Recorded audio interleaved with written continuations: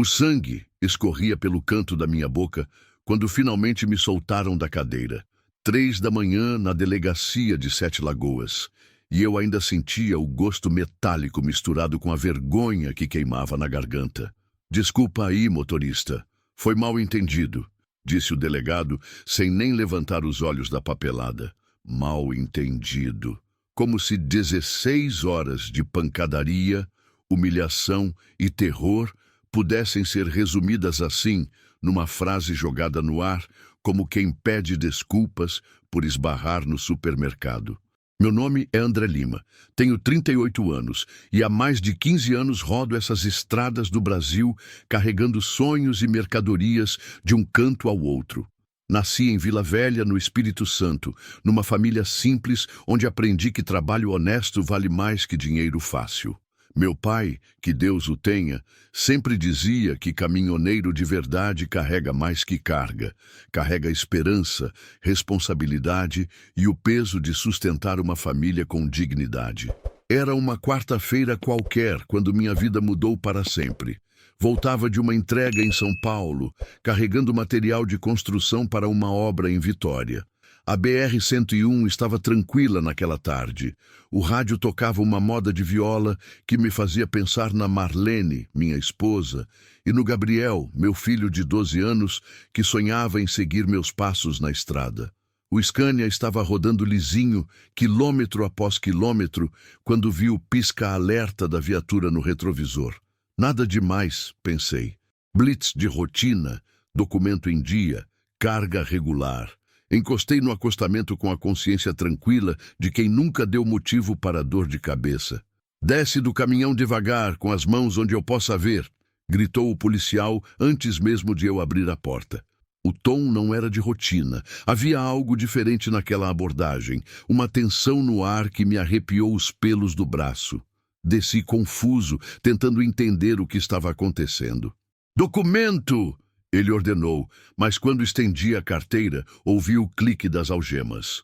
Você está preso por suspeita de assalto à mão armada. As palavras ecoaram na minha cabeça como um tiro. Assalto? Eu que nunca levei nenhum chiclete sem pagar? Ali mesmo, no meio da rodovia, com outros motoristas passando e olhando, fui revistado e jogado no banco traseiro da viatura. A humilhação queimava mais que o sol do meio-dia. 15 anos construindo uma reputação limpa na estrada e em 5 minutos tudo virou pó.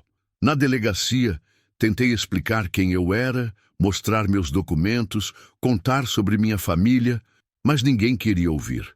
Para eles, eu já era culpado antes mesmo do julgamento.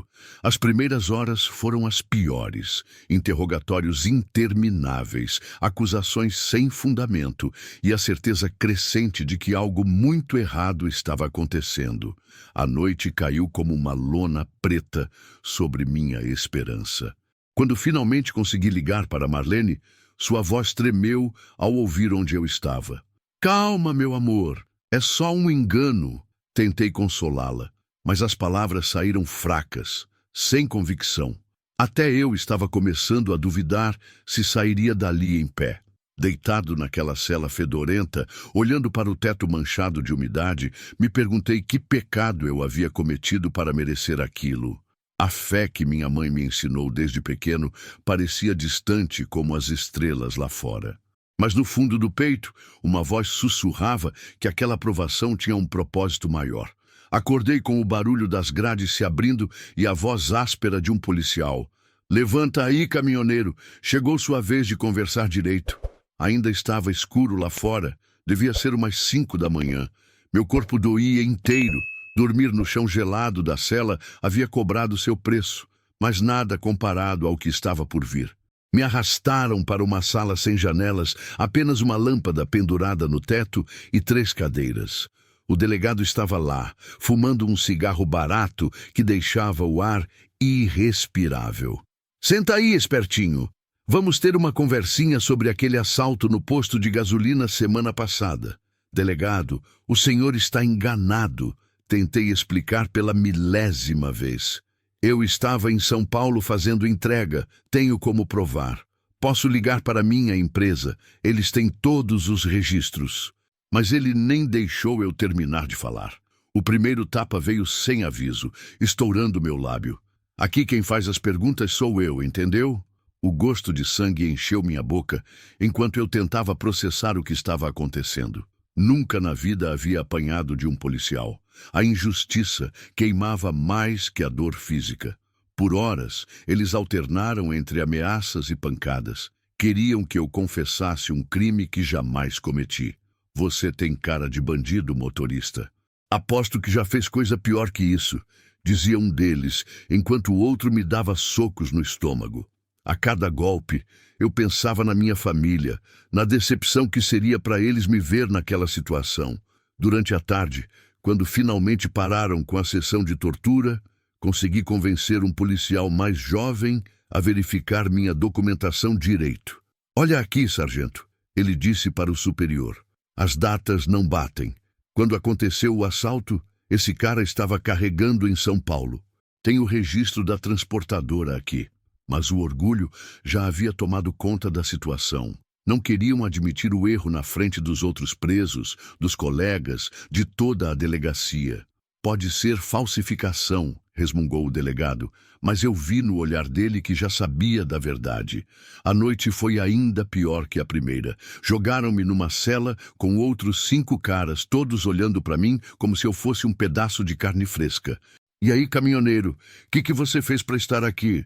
Perguntou um sujeito magro, com cicatrizes no rosto. Quando contei minha história, alguns riram, outros balançaram a cabeça com pena. Primeira vez na cadeia, né, parceiro? Disse um homem mais velho que parecia ter experiência naquele lugar. Eu vejo isso nos seus olhos. Você tem cara de trabalhador honesto. Mas aqui dentro isso não importa. Só importa sobreviver. Passei a madrugada acordado, encostado na parede fria, vendo ratos correrem pelo chão e ouvindo os roncos e pesadelos dos outros detentos. Cada hora que passava, sentia um pedaço da minha dignidade sendo arrancado. Como explicaria isso para Gabriel? Como voltaria a dirigir pelas estradas, sabendo que qualquer policial poderia me parar e fazer a mesma coisa? A revolta crescia no meu peito como um tumor. 15 anos de trabalho honesto, pagando impostos, sustentando família, respeitando as leis, e bastaram algumas horas para eu virar mais um número numa cela imunda. A fé que sempre me sustentou estava sendo testada de uma forma que eu nunca imaginei. Quando o sol nasceu no terceiro dia, eu já não era mais o mesmo André Lima que havia encostado o caminhão no acostamento da BR-101. Algo havia se quebrado dentro de mim, algo que talvez nunca mais se consertasse completamente. André Lima, você está livre para ir embora. As palavras do escrivão soaram irreais, depois de quase 2 dias no inferno. Eram 7 da manhã de sexta-feira, quando finalmente confirmaram que eu não tinha nada a ver com assalto nenhum.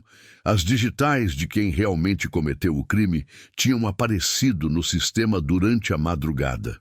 Peguei meus documentos de volta, junto com a carteira que haviam revirado, e uma desculpa protocolar que valia menos que papel higiênico usado. O Estado pede desculpas pelo transtorno causado, disse o delegado sem levantar os olhos, como se estivesse lendo um script decorado para essas situações. Transtorno. Chamaram de transtorno 2 noites de pesadelo, dezenas de socos e pontapés, humilhação pública e o fim da minha confiança no sistema que deveria me proteger.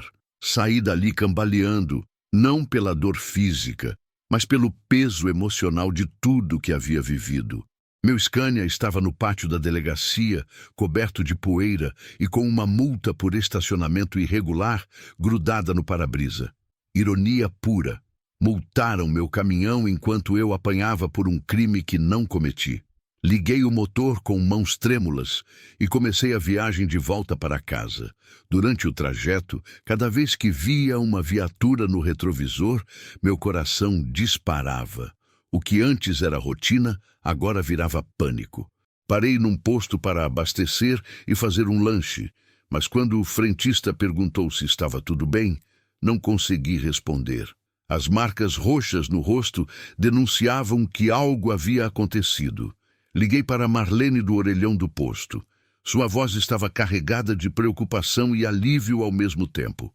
Graças a Deus, você está bem, meu amor. Gabriel não dormiu direito desde que soube. Ele ficou com muito medo. Tentei falar normal, mas ela percebeu que eu estava diferente. A volta para Vila Velha nunca pareceu tão longa. Cada quilômetro era uma batalha interna entre a raiva e a tristeza. Como um homem honesto poderia ser tratado daquela forma? Como eu olharia para meu filho nos olhos e continuaria falando sobre justiça e fazer o que é certo?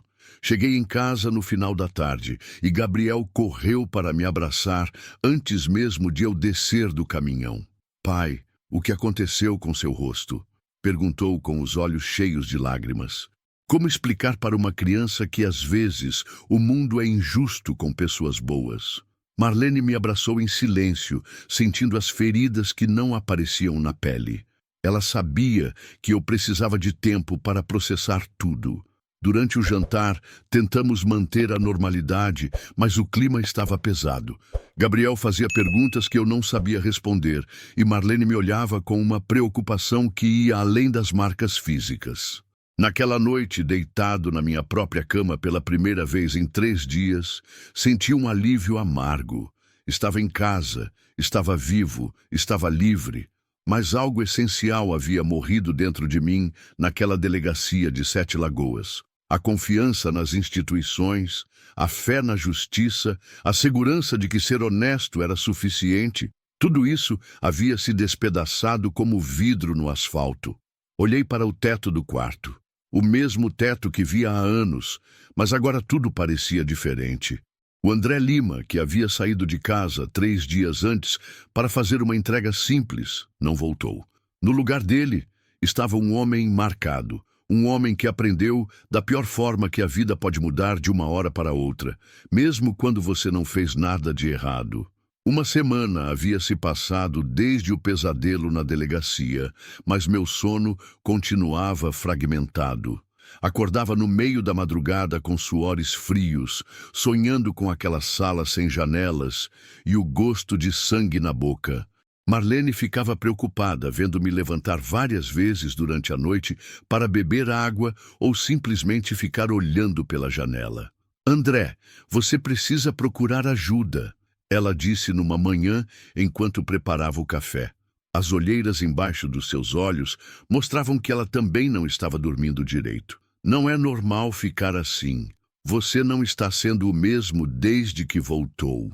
Gabriel observava tudo em silêncio, mas eu percebia que ele estava assustado com as mudanças no pai.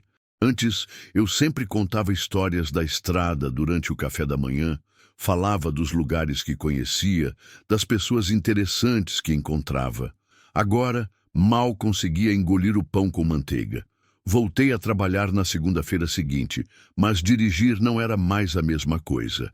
Cada blitz que avistava de longe fazia meu estômago embrulhar. Quando era parado para fiscalização de rotina, minhas mãos suavam frio e minha voz saía trêmula ao apresentar os documentos. Os policiais notavam meu nervosismo, o que só piorava a situação.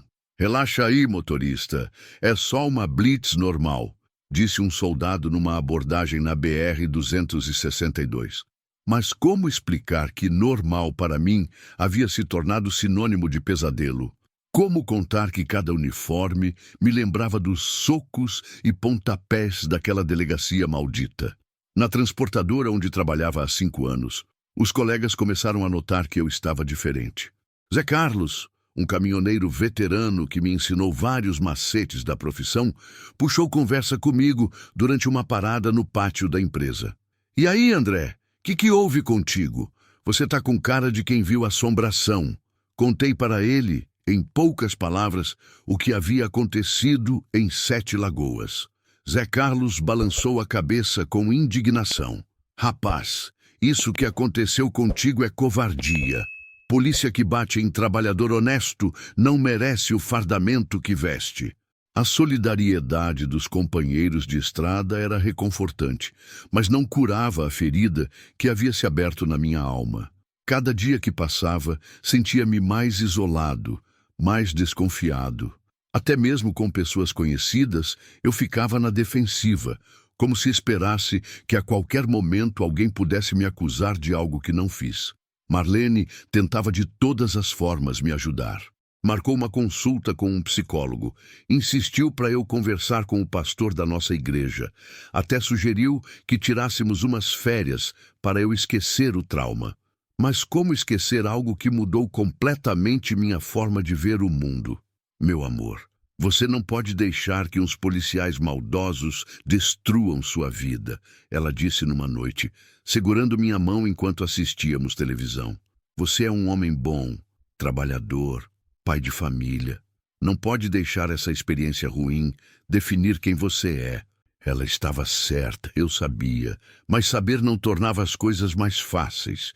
O André Lima, confiante e otimista, estava soterrado embaixo de camadas de raiva, medo e desconfiança.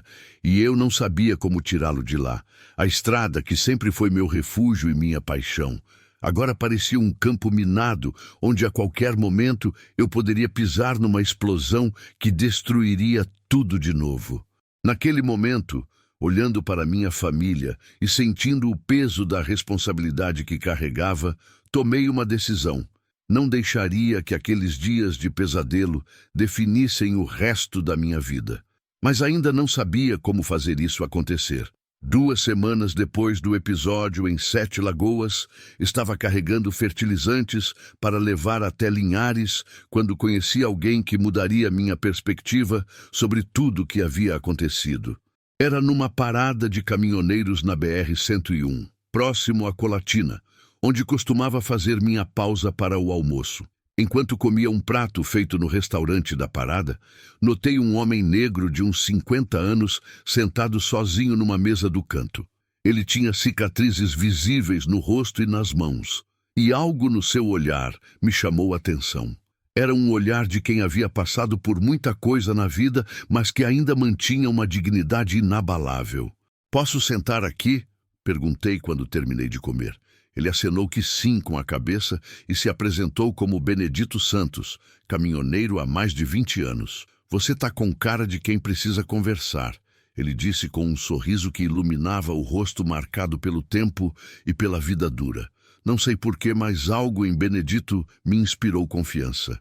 Talvez fosse a forma calma como ele falava, ou a paz que transparecia apesar de todas as marcas que carregava. Contei para ele o que havia acontecido comigo, sem omitir nenhum detalhe, dos socos, da humilhação, da sensação de injustiça que ainda me consumia. "Meu irmão", disse ele depois de ouvir toda a minha história, "o que aconteceu contigo foi uma covardia danada. Mas você quer saber de uma coisa? Já passei por coisa parecida e pior." Benedito contou que nos anos 90 foi acusado injustamente de tráfico de drogas. Passou 6 meses na cadeia até provarem sua inocência. A diferença é que quando saí de lá, eu tinha 2 escolhas. Ou deixava a raiva me destruir por dentro, ou usava essa experiência para me tornar uma pessoa melhor. Ele falou sobre como aquela injustiça o havia aproximado de Deus, como aprendeu a valorizar ainda mais a família e o trabalho honesto. "Benedito, como você conseguiu perdoar?" perguntei, porque a raiva ainda queimava no meu peito como brasa acesa. Ele riu baixinho e disse: "Perdoar não é dizer que o que fizeram foi certo. É se libertar do veneno que a mágoa coloca na nossa alma. Enquanto você carregar esse ódio, eles ainda vão estar te machucando." Conversamos por mais de 2 horas. Benedito me contou histórias da estrada, falou sobre os lugares que conheceu, as pessoas que ajudou ao longo dos anos. Caminhoneiro de verdade não carrega só carga, meu irmão. Carrega esperança, leva solidariedade de um estado para outro. Você não pode deixar uns homens maus tirarem isso de você. Quando nos despedimos, ele me deu seu número de telefone e disse: "Qualquer coisa pode me ligar. Às vezes a gente precisa de alguém que entenda pelo que passou." Saí daquele restaurante sentindo-me diferente. Não curado, mas com uma fagulha de esperança acesa no peito. Durante a viagem para Linhares, as palavras de Benedito ecoavam na minha cabeça. Ele havia passado por algo pior que eu e conseguiu sair fortalecido da experiência. Talvez eu também conseguisse, com tempo e paciência. Liguei para Marlene do telefone público de um posto de gasolina. Meu amor, conheci uma pessoa especial hoje, um caminhoneiro que me fez enxergar algumas coisas diferentes. Pela primeira vez em semanas, havia uma nota de otimismo na minha voz. Que bom, André. Eu estava rezando para que Deus colocasse alguém no seu caminho. A fé de Marlene sempre foi mais forte que a minha, e naquele momento eu comecei a entender que talvez ela estivesse certa sobre o poder da oração. A conversa com Benedito havia plantado uma semente no meu coração, mas foi apenas 3 dias depois que realmente comecei a entender o que ele quis dizer sobre usar a dor para fazer o bem. Estava voltando de Linhares quando vi uma cena que mudaria minha perspectiva para sempre.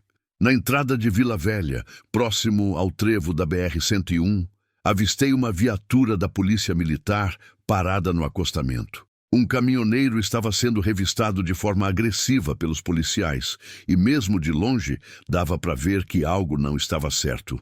O motorista era um rapaz novo, devia ter uns 25 anos e estava visivelmente nervoso com a abordagem.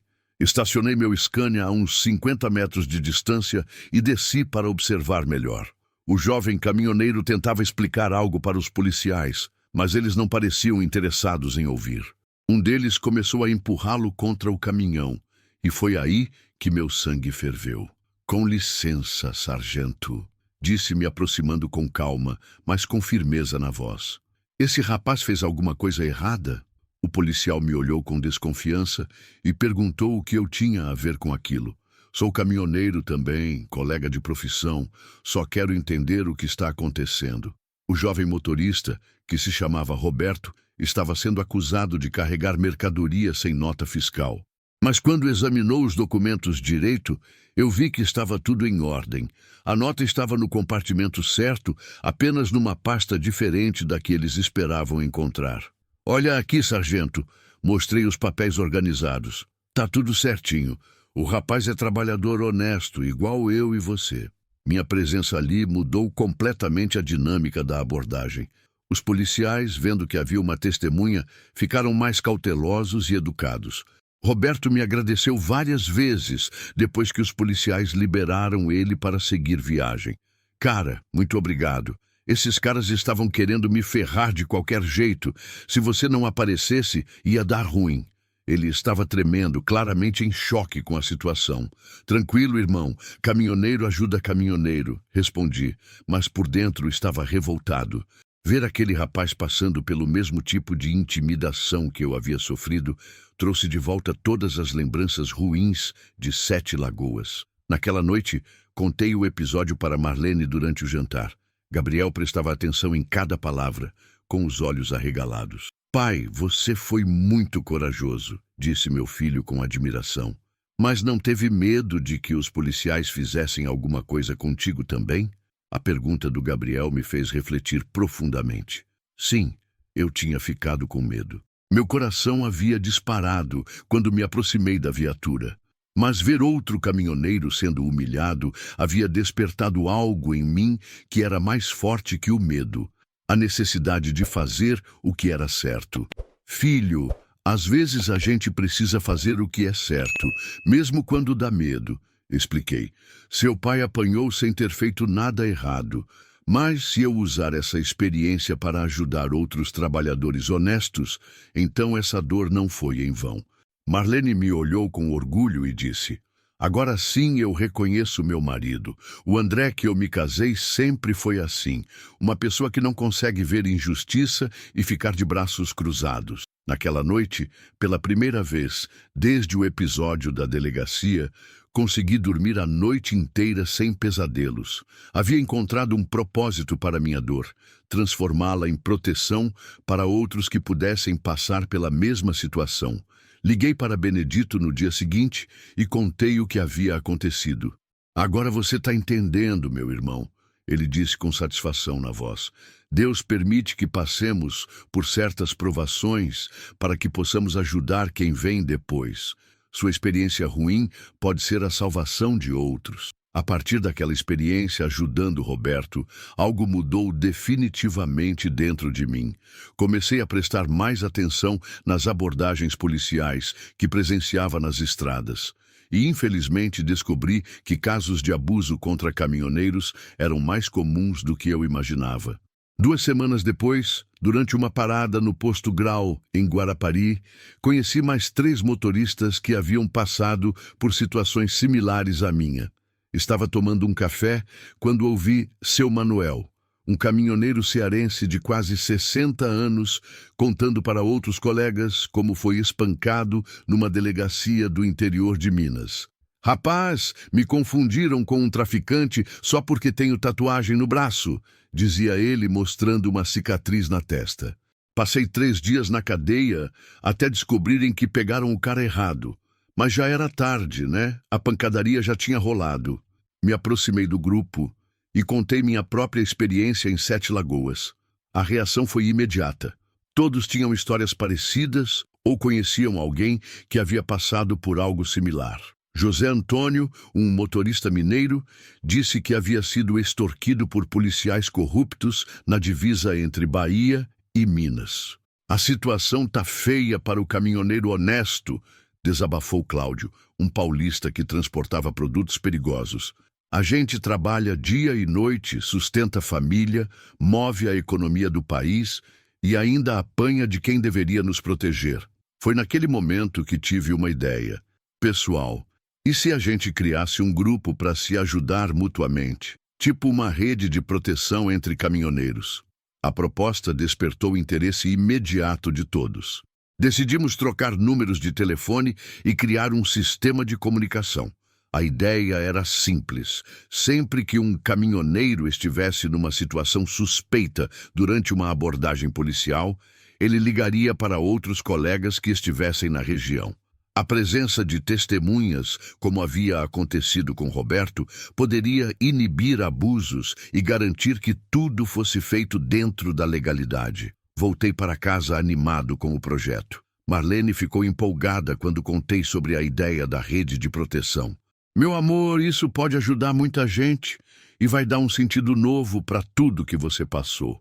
Gabriel também achou genial e sugeriu que fizéssemos cartões com telefones de emergência para distribuir nos postos. Durante a semana seguinte, comecei a conversar com outros caminhoneiros sobre a proposta. A receptividade foi surpreendente. Em pouco tempo, já tínhamos mais de 20 motoristas cadastrados entre Vitória, Rio de Janeiro e Minas Gerais. Benedito foi um dos primeiros a aderir à ideia. "André, isso aí é coisa de Deus mesmo.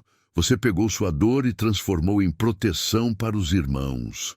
Ele sugeriu que incluíssemos também advogados especializados em direitos dos motoristas e representantes do sindicato.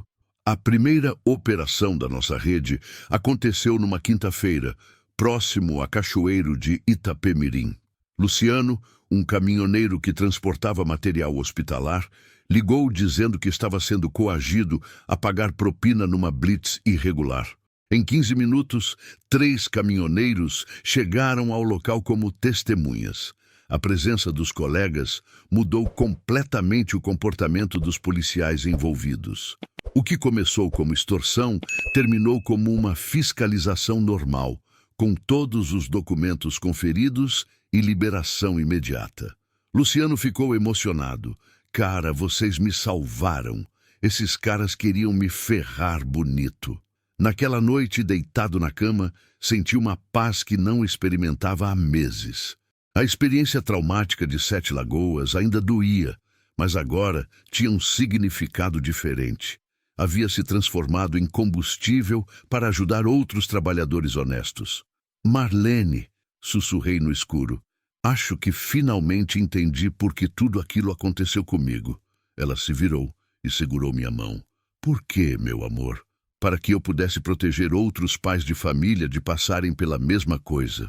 A rede de proteção estava funcionando bem há quase 2 meses quando enfrentamos nosso maior desafio. Era uma manhã de sábado quando recebi um telefonema desesperado de Wilson, um caminhoneiro que transportava medicamentos entre São Paulo e Vitória. Sua voz tremia de medo no telefone. André, cara, tô numa situação muito feia aqui em Venda Nova do Imigrante. Me pararam numa blitz e tão querendo plantar droga no meu caminhão. Preciso de ajuda urgente. O coração disparou no meu peito. Plantar droga era uma das piores coisas que podiam fazer com um motorista. Significava cadeia certa e vida destruída. Calma, Wilson. Onde você está exatamente? Anotei o local e imediatamente acionei toda a rede. Era sábado de manhã, mas em menos de 20 minutos tinha 5 caminhoneiros a caminho do local, incluindo eu. Também liguei para Dr. Antônio, um advogado que havia se juntado ao nosso grupo. Quando chegamos ao local, a situação estava tensa. Wilson estava encostado na lateral de seu caminhão, algemado, enquanto 3 policiais revistavam o veículo. Um deles segurava um pacote suspeito que claramente não pertencia à carga original de medicamentos. Olha só o que achamos aqui, motorista, disse o policial com um sorriso malicioso. Cocaína pura escondida entre os remédios. Você tá ferrado. Wilson balançava a cabeça desesperadamente, repetindo que aquilo não era dele. Me aproximei com os outros colegas, mantendo a calma que havia aprendido nas situações anteriores. Com licença, sargento. Somos colegas do Wilson. Podemos acompanhar a ocorrência como testemunhas? O tom mudou imediatamente quando os policiais perceberam que havia várias pessoas observando. Quem são vocês? Perguntou o líder do grupo, claramente incomodado com nossa presença. Somos caminhoneiros da região, sargento. E esse rapaz é conhecido nosso, trabalhador honesto, pai de família. Gostaríamos de acompanhar o procedimento para garantir que tudo seja feito conforme a lei. O Dr. Antônio chegou 15 minutos depois, ainda de chinelo e bermuda, mas portando sua carteira da OAB. Bom dia, agentes. Sou advogado do Sr. Wilson. Gostaria de acompanhar esta abordagem. A presença de um advogado deixou os policiais visivelmente nervosos. Gostaria de examinar essa suposta droga encontrada, disse o Dr. Antônio. E também conferir se todos os procedimentos legais estão sendo seguidos. Ele pediu para ver o auto de apreensão, questionou sobre a presença de testemunhas durante a busca, exigiu que tudo fosse filmado. Foi quando um dos policiais mais jovens começou a ficar claramente desconfortável. Ele sussurrou algo para o superior, que respondeu rispidamente, mas dava para perceber que algo não estava certo entre eles. Sargento, intervim com educação mas firmeza, esse motorista tem família, filhos para sustentar. Se realmente encontraram alguma coisa ilegal, que seja feito tudo conforme manda a lei. Mas se não for nada dele, o senhor sabe que isso pode destruir a vida de um homem inocente. O clima ficou tenso por quase 1 hora. Os policiais perceberam que não conseguiriam fazer o que planejavam com tantas testemunhas e um advogado presente. Depois de muito vai e vem e várias ligações que fizeram para a delegacia, finalmente decidiram liberar o Wilson. Foi um engano, disse o sargento sem convicção. O teste de campo deu negativo para a substância. Vocês podem ir embora. O pacote suspeito desapareceu misteriosamente e o Wilson foi liberado sem nenhuma ocorrência registrada. Wilson chorou de alívio quando tiraram as algemas. Cara, vocês me salvaram. Esses caras iam acabar com minha vida. Ele abraçou cada um de nós, emocionado demais para falar direito. No caminho de volta para casa, senti uma mistura de alívio e revolta. Havíamos conseguido salvar o Wilson, mas quantos outros motoristas não tinham tido a mesma sorte? Quantos estavam presos naquele momento por crimes que não cometeram? Marlene, contei tudo para minha esposa naquela noite. Hoje entendi realmente por que Deus permitiu que eu passasse por aquilo em 7 Lagoas. Foi para que eu pudesse ajudar outros trabalhadores honestos. Ela me abraçou forte e disse: "Estou orgulhosa de você, meu amor. Você transformou sua dor em proteção para outros." Depois do episódio com Wilson, nossa rede de proteção ganhou força e respeito nas estradas capixabas e mineiras. Mas o que deveria ter sido apenas uma vitória acabou trazendo consequências que eu não havia previsto. Uma semana após salvarmos o Wilson da armadilha, comecei a receber ligações estranhas. André Lima, disse uma voz grave no telefone. Você anda se metendo onde não é chamado, caminhoneiro. Melhor parar com essa palhaçada da rede de proteção antes que alguém se machuque. O sangue gelou nas minhas veias. Era uma ameaça clara e direta. Não contei para Marlene de imediato, tentando não preocupá-la. Mas as ligações se repetiram por 3 dias seguidos, sempre com o mesmo tom ameaçador. Sua família é bonita, André. Seria uma pena se algo acontecesse com eles. Essa última frase me fez decidir que era hora de envolver a Polícia Civil. Fui até a delegacia de Vila Velha registrar um boletim de ocorrência, mas o delegado me recebeu com frieza. Caminhoneiro, você tem certeza de que não está inventando essa história? Às vezes, a paranoia faz a gente ouvir coisas que não existem. A desconfiança no olhar dele me lembrou dolorosamente de 7 Lagoas. Delegado, estou preocupado com a segurança da minha família. Essas ameaças começaram depois que ajudamos um colega numa situação irregular. Expliquei sobre a rede de proteção e o caso Wilson, mas percebi que ele não estava levando a sério. Durante a semana seguinte, as ameaças pararam, mas algo pior começou a acontecer. Meu Scania foi furado 3 vezes em lugares diferentes, sempre quando eu estava fazendo entregas longas. A primeira vez pensei que foi azar. Na segunda, achei estranho. Na terceira, tive certeza de que era sabotagem. Benedito foi quem me alertou sobre o perigo real que estava correndo. André, irmão, você mexeu com gente pesada. Tem policial corrupto que ganha dinheiro fácil com extorsão de caminhoneiro. E vocês estão atrapalhando o negócio deles. Ele sugeriu que eu recuasse um pouco até a situação esfriar. Mas como recuar quando outros motoristas dependiam da nossa proteção? Naquela mesma semana, recebemos 2 pedidos de ajuda, um em Cachoeiro e outro próximo a Colatina. Em ambos os casos, conseguimos evitar que colegas fossem extorquidos ou agredidos. A tensão em casa estava ficando insuportável.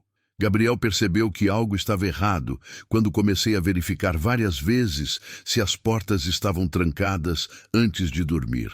Marlene me flagrou uma noite, olhando pela janela para a rua, atento a qualquer movimento suspeito. André, o que está acontecendo? Ela perguntou com aquela voz que usava quando sabia que eu estava escondendo algo importante. Não teve jeito. Contei sobre as ameaças e a sabotagem no caminhão. Ela ficou pálida, mas tentou manter a calma. Meu amor, talvez seja melhor você parar com essa história da rede por um tempo. Não vale a pena colocar nossa família em risco. Pela primeira vez, desde que havíamos nos casado, Marlene estava me pedindo para deixar de ajudar alguém que precisava. Naquela noite, não consegui pregar o olho. Ficei na varanda olhando as estrelas e pensando no dilema que estava enfrentando. De um lado, minha responsabilidade como pai e marido de proteger minha família. Do outro, a consciência de que outros trabalhadores honestos dependiam da nossa ajuda para não serem injustiçados. Era como se estivesse vivendo uma segunda provação, diferente da primeira, mas igualmente dolorosa. Em 7 Lagoas, havia aprendido sobre injustiça e humilhação. Agora estava aprendendo sobre coragem e sacrifício. A pergunta que não queria calar era: até onde eu estava disposto a ir para defender o que era certo? Gabriel apareceu na varanda de pijama, esfregando os olhos. Pai, por que você não está dormindo? Sentou no meu colo, como fazia quando era menor. Tô preocupado com umas coisas do trabalho, filho. Ele ficou em silêncio por um momento antes de perguntar. É sobre aquela rede que você criou para ajudar os caminhoneiros? É sim, Gabriel. Algumas pessoas não gostaram que a gente está ajudando motoristas honestos. Ele me olhou com aqueles olhos sérios que às vezes me lembravam tanto de mim mesmo na sua idade. Pai, se você parar de ajudar, quem vai proteger os outros caminhoneiros? A pergunta do meu filho de 12 anos trouxe uma clareza que eu não esperava. Naquele momento, olhando para as estrelas com Gabriel no colo, soube qual seria minha decisão. A decisão veio numa manhã de terça-feira, depois de uma noite inteira conversando com Marlene. Havíamos chegado a um acordo. Continuaríamos com a rede de proteção, mas com mais cuidado e organização. Procuraríamos apoio oficial, denunciaríamos os abusos aos órgãos competentes e documentaríamos tudo. Dr. Antônio nos ajudou a formalizar a rede como uma associação de caminhoneiros. Em 2 meses, já tínhamos mais de 50 motoristas cadastrados e parcerias com o Ministério Público e a Corregedoria da Polícia Militar. As ameaças diminuíram quando perceberam que nossa luta havia se tornado oficial e transparente. O primeiro grande resultado veio 3 meses depois. Um dos policiais envolvidos no caso Wilson foi afastado após uma investigação interna. Outros 2 foram transferidos para funções administrativas. Não era justiça completa, mas era um começo. Durante esse período, nossa rede ajudou mais de 30 caminhoneiros em situações irregulares. Casos de extorsão, agressão, prisões ilegais e plantio de drogas foram documentados e denunciados. Alguns colegas conseguiram indenizações, outros viram seus agressores punidos. Minha própria cura veio gradualmente, através de cada motorista que ajudamos. Cada injustiça que conseguimos evitar cicatrizava um pouco da ferida que 7 Lagoas havia aberto na minha alma. A dor continuava lá, mas agora tinha um propósito maior. Gabriel virou nosso secretário oficial, organizando os contatos e ajudando Marlene a manter os registros da associação.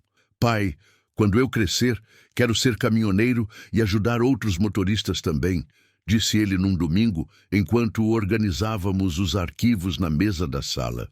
Filho, você pode ser o que quiser na vida, mas o importante é sempre fazer o que é certo, mesmo quando dá medo ou é difícil. Ele sorriu e continuou organizando os papéis com a seriedade de um adulto. 1 ano depois da minha prisão injusta, em 7 Lagoas, voltei àquela cidade pela primeira vez. Era uma entrega de emergência, medicamentos para o hospital local. Quando passei em frente à delegacia, meu coração acelerou, mas não parei o caminhão. Na volta, porém, estacionei na frente do prédio e entrei. O delegado que havia me agredido não estava mais lá. Havia sido transferido após várias denúncias. O novo delegado me recebeu com educação quando me apresentei. Doutor, vim aqui fazer uma pergunta, disse olhando firme nos olhos dele. O senhor acredita que um trabalhador honesto pode ser transformado numa pessoa melhor depois de sofrer uma injustiça? Ele me olhou intrigado e respondeu: depende do caráter da pessoa, cidadão. Então o senhor vai ficar feliz em saber que a injustiça que sofri nesta delegacia me transformou em alguém que protege outros trabalhadores honestos. Contei sobre a rede de proteção, os casos que havíamos resolvido, as vidas que conseguimos salvar. O delegado me ouviu com atenção e, no final, estendeu a mão. Parabéns pelo trabalho que vocês estão fazendo. É assim que a sociedade muda, quando pessoas boas transformam experiências ruins em ações positivas. Saí daquela delegacia com um peso a menos no peito. Não era perdão completo. Algumas feridas nunca cicatrizam totalmente.